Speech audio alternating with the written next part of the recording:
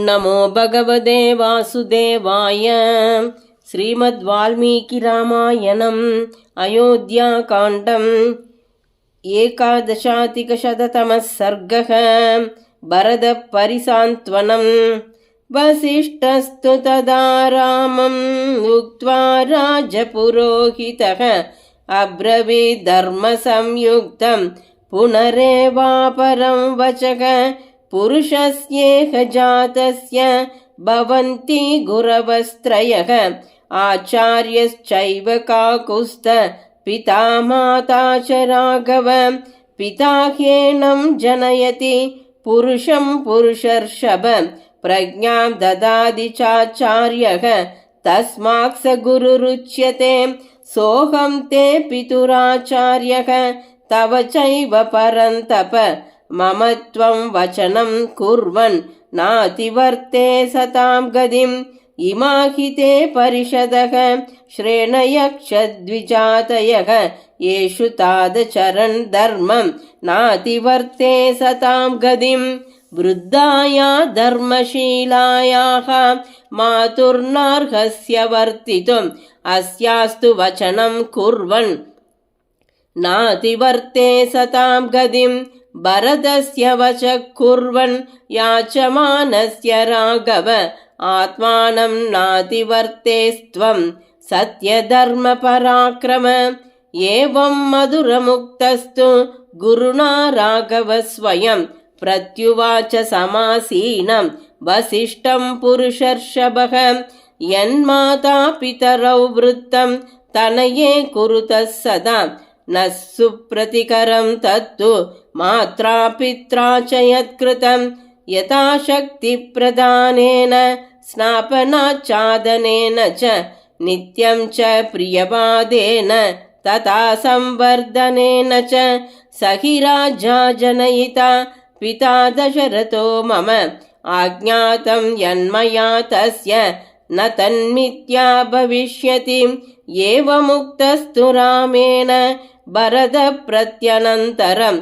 उवाच परमोदारः सूतं परमदुर्मनाः।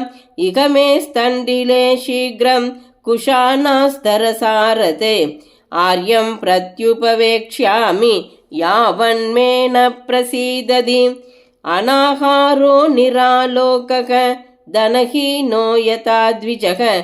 शेष्ये पुरस्ताच्चालायां यावन्मां प्रति यास्यति। स तु राममवेक्षन्तं सुमन्त्रं प्रेक्ष्य दुर्मनाः। कुशोत्तरमुपस्थाप्य भूमावेवास्थितः स्वयं। तमुवाच महातेजाः रामो राजर्षिसत्तमः। किं मां भरत कुर्वाणं तादप्रत्युपवेक्ष्यसि। ब्राह्मणो ह्येकपार्श्वेन नरान् रोद्धुमिहार्हति। न तु मूर्धाभिषिक्तानां विधि प्रत्युपवेशने। उत्तिष्ठ नरशार्दूल हित्वैतद्दारुणं व्रतं। पुरवर्यामित क्षिप्रम् अयोध्यां याहि राघव।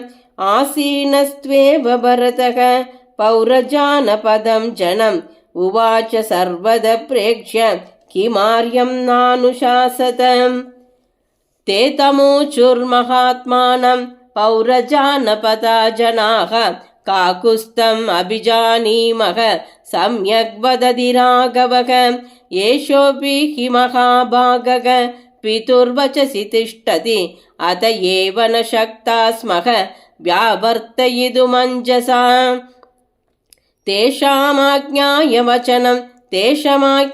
वचनं रामो वचनमब्रवीत्। एतन्निबोधवचनं सुहृदां धर्मचक्षुषाम्। एतच्चैवोभयं श्रुत्वा सम्यक् सम्पश्य राघव। उत्तिष्ठ त्वं महाबाहो मां च स्पृश तदोदकम्। अधोत्थाय जलं स्पृष्ट्वा भरतो वाक्यमब्रवीत्। शृण्वन्तु मे परिषतः मन्त्रिणः श्रेणयस्तथा। न याचे पितरं राज्यं नानुशासामि मातरम्। आर्यं परमधर्मज्ञं नानुजानामि राघवं।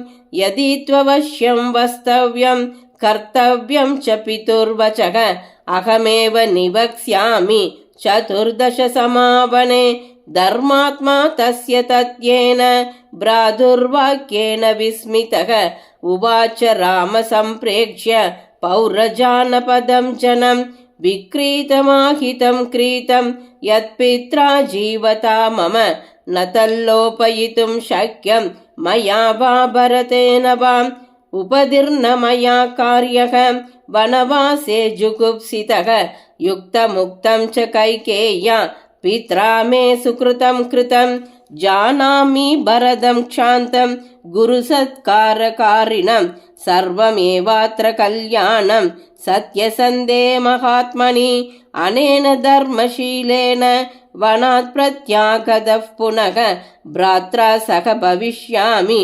पृथिव्यापतिरुत्तमः वृतो राजा हि कैकेय्या मया तद्वचनं कृतम् अनृतान्मोचयानेन पितरं तं महीपतिम्।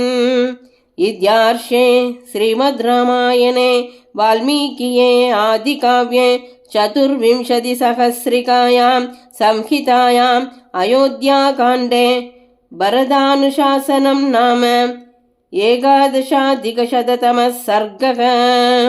श्रीदाशरथाय विद्महे सीतावल्लभाय धीमहि तन्नो राम प्रचोदयात्। जानकीकान्तस्मरणं जय जय राम राम।